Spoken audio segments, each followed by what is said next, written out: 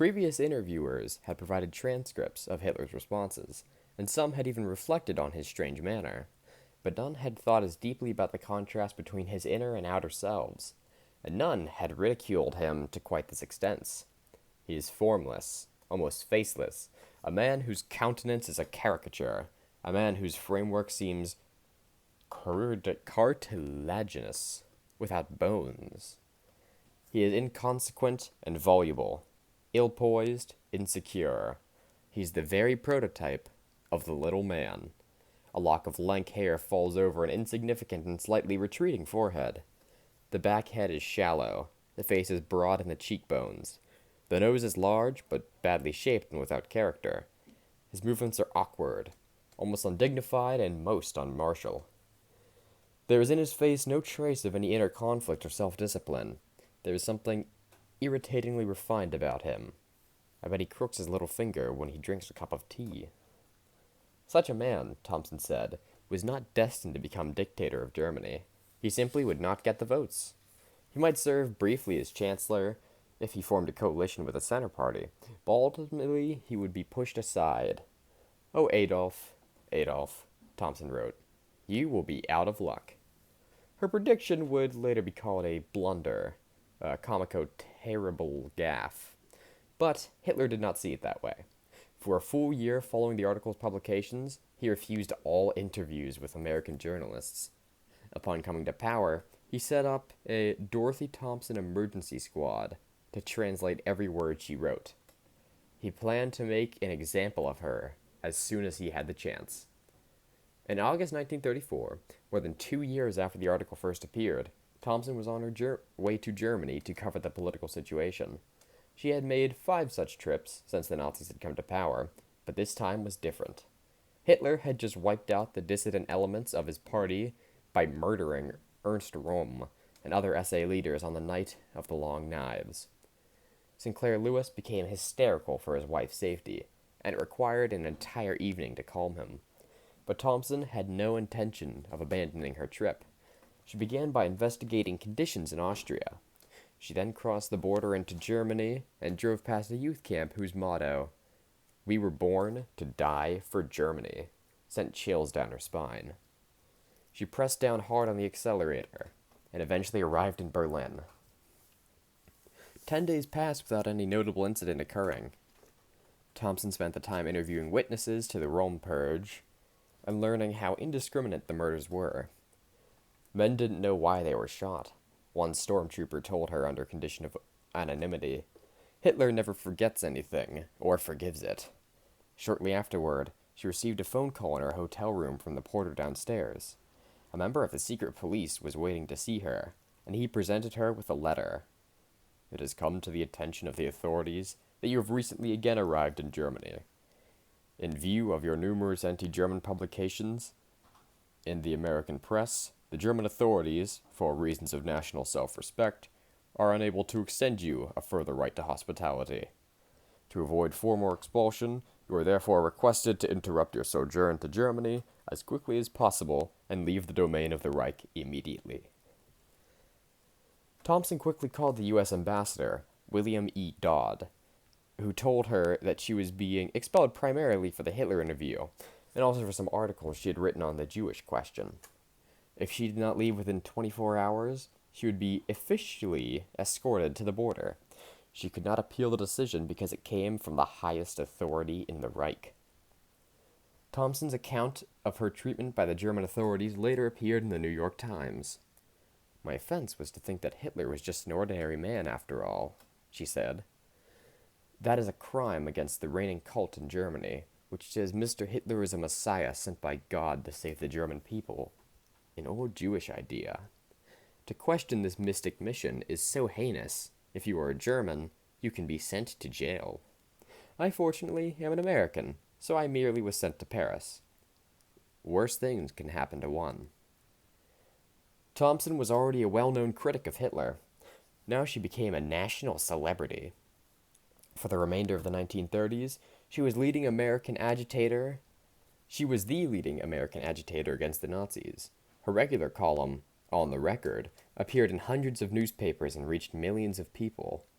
One study estimated that 3/5 of the 250,000 words she wrote in a 2 year period were devoted to attacking the Hitler regime.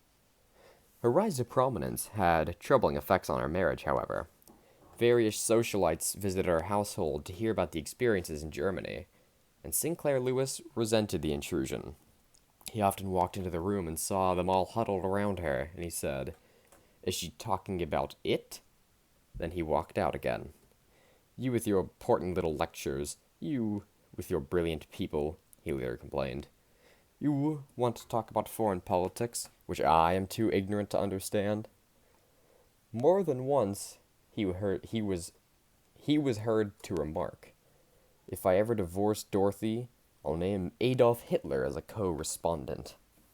But he was more interested in the political gatherings than he was letting on, and one topic of conversation particularly fascinated him. Back when Thompson had written up the Hitler interview, she was included one very memorable sentence. "If you want to gauge the strength of Hitler movement, imagine that in America, an orator with the tongue of the late Mr. Bryan and the histrionic powers of Amy McPherson, combined with the publicity gifts of Edward Bernays, and Ivy Lee, should manage to unite all the farmers, with all the white-collar unemployed, all the people with salaries under $3,000 a year, who had lost their savings in bank collapses in the stock market and are being pressed for payments on the icebox and the radio, the louder evangelical preachers, the American Legion, the DAR, the Ku Klux Klan, the WCTU, Matthew Wohl, Senator Bora, and Henry Ford. Imagine that, and you have some idea of what the Hitler movement in Germany means." Now, Sinclair Lewis was not particularly interested in what the Hitler movement in Germany means. He was, however, looking for a subject for his next book. Throughout the previous decade, in which he had written numerous bestsellers including Main Street, 1920, Babbitt, 1922, Aerosmith, 1925, Elmer Gantry, 1927, and Dodsworth, 1929. Critics had often pointed out he had an uncanny ability to seize on popular mood and give it definition. "If Main Street lives," one critic had shrewdly observed, If Main Street lives, one critic had shrewdly observed, it will probably not be as a novel, but as an incident in American life. Since winning the Nobel Prize for Literature in 1930, Lewis had struggled to find an idea with as much potency as the ones that had animated him in the past. This one was suddenly starting to seem quite promising. By 1935, Thompson's sentence had acquired new meaning in American life. There were speculations that the democratic system of government was failing, and certain politicians had arisen whose actions were being interpreted as examples of domestic fascism. If the implication of Thompson's long list of names was that there were already fascist tendencies in the United States, now some people were saying that the United States could actually turn fascist.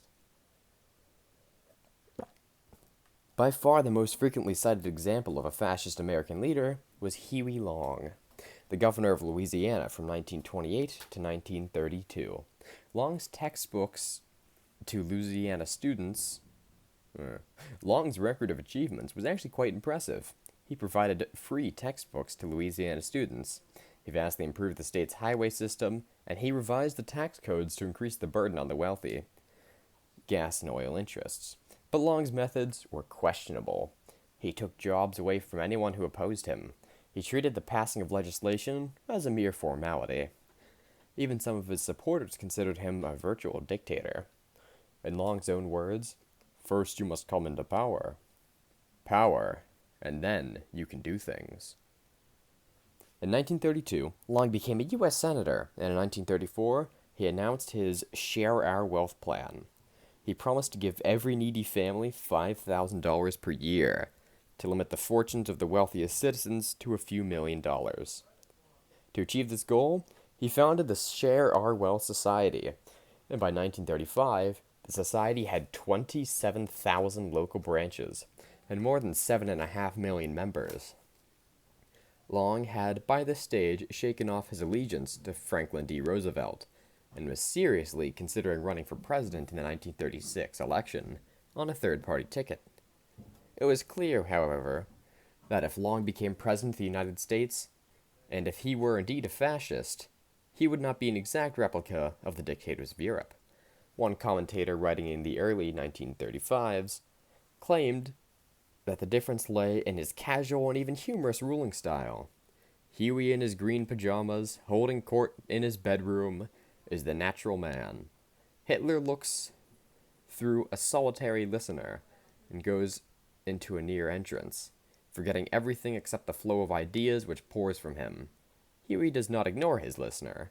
He stands over him shouting, prods him with a gesticulating finger, and thumps him with an articulate fist. In other words, this commentator was saying Huey Long was a fascist of the American variety. No author was better qualified to handle such material than Sinclair Lewis. He combined first-hand knowledge of the situation in Germany with his unique insights into American life. In the summer of 1935, he followed his wife's instructions from years earlier and imagined what an American dictatorship would look like. His old work routine returned with a vengeance. When some friends asked to come over for a quick visit, Thompson replied that her husband was working 9 hours a day on a novel, which he is writing all in one flood with great enthusiasm, and to the exclusion of everything else. By mid-July, he had completed the first draft, and in early August, he sent the final product to the printers. The book, which he called It Can't Happen Here, was the most important anti-fascist work to appear in the United States in the 1930s. Lewis envisioned fascism overtaking not only the government, but also the mindset of the country. For the first time in America, except during the Civil War and the World War, he wrote, people were afraid to say whatever came to their tongues. On the streets, on trains, at theaters, men looked about to see who might be listening before they dared so much as say there was a drought in the West, for someone might suppose they were blaming the drought on the chief. Every moment, everyone felt fear, nameless and omnipresent. They were as jumpy as men in a plague district. Any sudden sound, any unexplained footstep, any unfamiliar script on an envelope made them startle, and for months they never felt secure to let themselves go in complete sleep. And with the coming of fear went out their pride. Lewis probed deeply into this world without ever losing his sense of humor to arrive at sentences that were chillingly convincing. Under a tyranny, he wrote, most friends are a reliability. His novel recounted the rise of Berzelius, or Buzz Windrip, a Democratic senator who stole the 1936 presidential nomination from Roosevelt and became the first American dictator. Windrip adopted many of Hitler's methods. He recruited uniformed troops to terrorize opponents. He took control of the press. He created an official salute, and he became known as the Chief. But he persistently denied that he was fascist, and he did so with such good humor that everyone believed him. Even the hero of the book, a 60-year-old newspaperman named Dormus Jessup, briefly succumbed to Windrip's charms before risking his life in an effort to destroy the dictatorship. The plot of It Can't Happen Here was therefore relatively straightforward. The politics were not. Up to this point, the loudest warnings against imminent fascism in America, and the harshest attacks on Huey Long, had come from the left. In 1935, The Nation had run numerous articles on homegrown fascism, and later in the year, the public intellectual Carey McWilliams had published a pamphlet on anti-Semitic organizing in Los Angeles. But Sinclair Lewis had no intention whatsoever of uniting with the left out of a common anti-fascist sympathy. Indeed, Lewis's motivation for writing It Can't Happen Here was uncertain. He may have genuinely believed that Long was the American version of Hitler, or he may have despised Long for the same reason that intellectual elites often despise populist leaders, out of a need to assert authority and superiority. Whatever the case, he lampooned everyone in the book. Huey Long, the communists, and liberals for thinking, it can't happen here, in the first place, only to return with a passionate defense of traditional American values at the end. More and more I think about history, his hero concluded. I am convinced that everything that is worthwhile in the world has been accomplished by the free, inquiring, critical spirit and that the preservation of this spirit is more important than any social system whatsoever. But the men of ritual and the men of barbarism are capable of shutting up the men of science and silencing them forever. End of part 1.